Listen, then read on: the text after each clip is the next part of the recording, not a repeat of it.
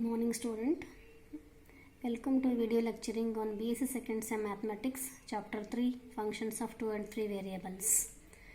First, let us study about the definition of a function of 2 and 3 variables. Let D be the set of ordered pairs of real numbers, that is D is equals to x comma y, where x and y is any real number. Then we define a rule or a function f from D to R is said to be real valued function of two variables if it associates to each ordered pair x comma y which belongs to D a unique real number u. Then we write it as u is equals to f of xy.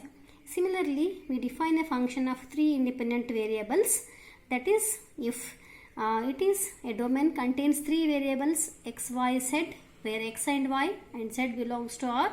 Then again we define a function f from D to R. Here it is denoted by u is equals to f of x, y, z if it is a function of three variables. Similarly, we can define function of any number of variables. So let us take the let us take the definition of a limits. A function f of xy is said to be tends to a limit L as a point x comma y in D approaches to a fixed point a comma b which belongs to D if for a given epsilon greater than 0 there exists a real number delta greater than 0 such that mod of f of x y minus L is less than epsilon for every point x comma b x comma y which is not equals to a comma b of D which satisfies the condition that is 0 less than norm of x comma y minus a comma b which is less than delta. So then we write this as limit as x comma y tends to a comma b f of xy is equals to L. It is like the limit of a function of a single variable. So that we know here. In the previous cases we have studied limit as x tends to a f of x is equals to L, like that here also it is same. Or we can edit as limit as here x comma y tends to a comma b means x tends to a and y tends to b. So it is limit as x tends to a, y tends to b, f of xy is equals to L. So this is symbol norm. If you write this one like this here, two lines, we can call it as a norm. It means it is the length of the path joining the points x, y and a comma b. So this is the meaning of the norm of this x comma y minus a comma b. Now let us take algebra of the limits. If limit as x comma y tends to a comma b, f of xy is equals to L, and take one more function limit as x comma y tends to a comma b, g of xy is equals to m.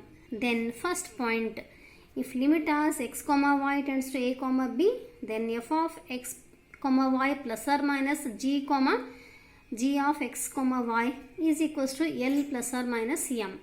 Similarly, if it is a product of two functions, then also we can apply the limits separately. And third case, if the function is in quotient form f of x comma y divided by g of x comma y as limit x comma y tends to a comma b, then it is again here we can apply the limit for numerator and denominator separately. As we know, limit of the numerator is, here it is given, it is L, and limit of the denominator is m. So it is equals to L by m. This is possible only when the denominator m is not equals to 0. Similarly, we can define this limit of a function of three independent variable. That is, if it contains one more variable, then also we define the same thing. Let us study about the examples. Let us take one example. Evaluate limit as x comma y tends to 0 comma 0 of x square minus y square divided by x plus y minus 1. Let us write this one as it is, and here limit means you just substitute the value of x and y. Here x is equals to 0 and y is equals to 0. Substitute in the limit 0 minus 0 divided by 0 plus 0 minus 1. So you know numerator is 0 and denominator is minus 1. We know 0 by anything is 0. So it is equals to 0. Take one more example. Evaluate limit as x comma y tends to 0 comma 0, 7x plus 2y divided by 3x minus 5y if it exists. Let us take the solution. So here, if you substitute the limit directly, first you write this function as it is and you have to check whether the limit becomes 0 in the denominator because it is in the quotient form. So this first you have to verify.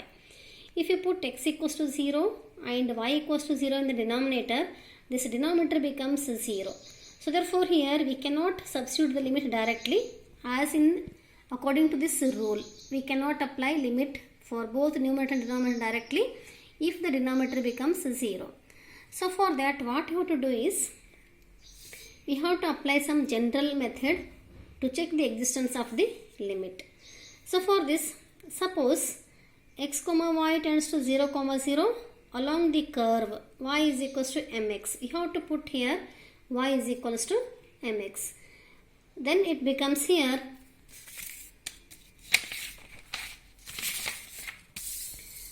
limit as x comma y tends to 0 comma 0. First you have to write this one as it is, and it is equals to limit as x tends to 0, and you have to put here y is equals to mx. Why we have taken here y is equals to mx means we can cancel. First you have to convert this whole function in terms of only one variable, and we want to cancel. We want to make this denominator to be independent of 0. So for that you have to make here y is equals to mx. So it becomes 7x plus in place of y you have to put mx. 2mx divided by 3x minus 5mx.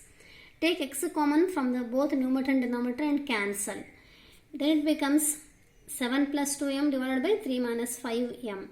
So again, as x tends to 0 means there is no any x in the function. So it remains as it is after applying limit also. Since m is arbitrary, so it takes different values for different curves along this line x comma y tends to 0 comma 0. Hence we conclude that the above limit does not exist. So therefore we can say that here this limit does not exist. Similarly, I have done exercise questions also, and I will send this one as a PDF to you. You just make the notes, and if you have any doubt then ask me.